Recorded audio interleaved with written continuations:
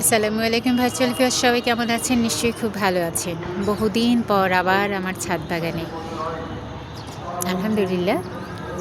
এটা হচ্ছে পালং, মোটামুটি বীজ হয়ে যাচ্ছে। নেক্সট টাইম পালংয়ের বীজ কিনতে হবে না ইনশাল্লাহ। আর এই যে ভুট্টা গাছ, এটা আমি লাগিয়েছি, কি চমৎকার হয়ে উঠেছে। এই ভুট্টা গাছ কেনার খুব একটা ইচ্ছে ছিল না, একটা ভুট্টা গাছ আলহামদুলিল্লাহ বড় হচ্ছে। আর এই যে লাগিয়েছি মোটামুটি 2 মাস হয়ে গেছে। আর ভুট্টো গাছ মূলত খুব একটা যত্নআত্তি লাগে তা নয়, আর কেনার ইচ্ছে ছিল না। মোটামুটি 2টা বোম্বাই মরিচ গাছ কিনেছিলাম, তো সেখান থেকে লোকটা মোটামুটি জোর করেই আমাকে ভুট্টা ধরিয়ে দিল। তো আমি লাগিয়েছি, this is the first time যে আমি লাগালাম।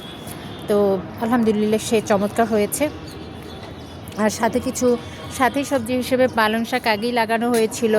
তারপর আলহামদুলিল্লাহ বেশ সিম ফুল চলে এসেছে।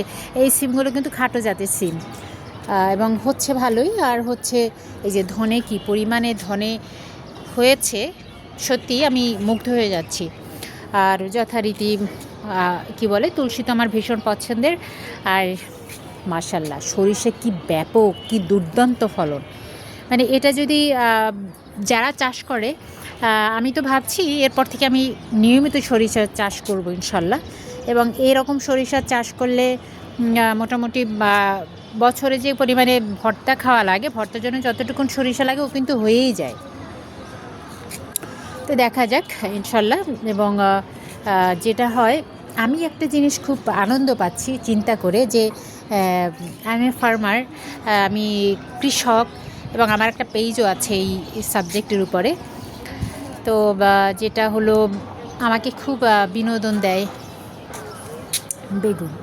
এবং ছাদে সবজি চাষ করাটা আমার কাছে মনে হয় এটা যেমন না দৃষ্টিনন্দনও, তারপর হচ্ছে এটার এত বেশি বিনোদনের একটা জায়গা আমার কাছে মনে হয় যে সত্যি এটা অদ্ভুত রকম সুন্দর। তো আমি চাইবো আপনারা যারা ছাদ আছে কিংবা নাই, একটু বারান্দা আছে, সবটাই একটু চেষ্টা করুন। নিশ্চয়ই ইনশাল্লাহ হয়ে যাবে।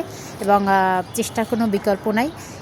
আর যে খুব নার্সিং করতে হয় সেটা না, শুরুটা একটু অন্যরকম লাগলেও, অদ্ভুত রকম লাগলেও, বাট এই যে যখন আপনার ফল আসবে, শাকসবজি আসবে, আপনি যখন এটা খাবেন, সেটা আপনাকে ভীষণ রকম আনন্দ দেবে। তো দেরি না করে শুরু করে ফেলুন। এবং আপনি কি চাষ করতে পারবেন সেটা তো দেখিয়ে দিলাম। ধনে খুব ভালো হবে, সরিষার দুর্দান্ত ফলন আসবে, দুর্দান্ত রকম ফলন আসবে। দেখুন, মানে পুরো ডাল ভর্তি, এখন এটা একটা ফুলের আকৃতি দাঁড়িয়েছে, দেখুন কত চমৎকার, সুবহানাল্লাহ।